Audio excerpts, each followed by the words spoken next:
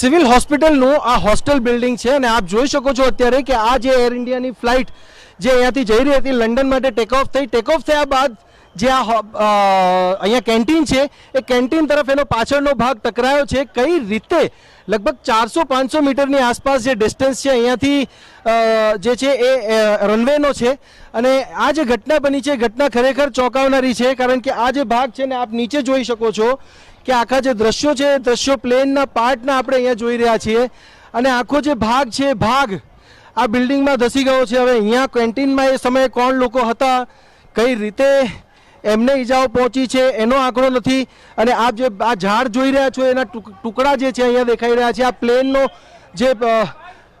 જે વ્હીલ્સ છે વ્હીલ્સ આપણે અહીંયા જોઈ રહ્યા છીએ અને આ જે ભાગ છે આ ભાગમાં અહીંયા તમે જોશો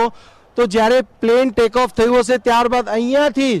આ ઝાડની વચ્ચેથી આ પ્લેન અહીંયા આવ્યું છે અને ત્યાંથી લગભગ 300 મીટર 400 મીટર દૂર આ જે પ્લેન છે પ્લેનનો આગળનો ભાગ ક્રેશ થયો છે અને લોકો એમાં ઇન્જર્ડ થયા છે, દાઝ્યા છે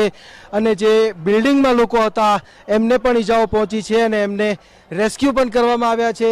પ્લેનમાં જે લોકો હતા એમને પણ બહાર કાઢવામાં આવ્યા છે, જે બચી શકે એવા હતા કે જેમને બચાવી શકાય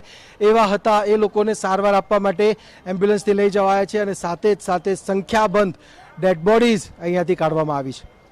કેમેરામેન નટવર પરમાર સાથે સચિન પાટીલ, TV9 અમદાવાદ.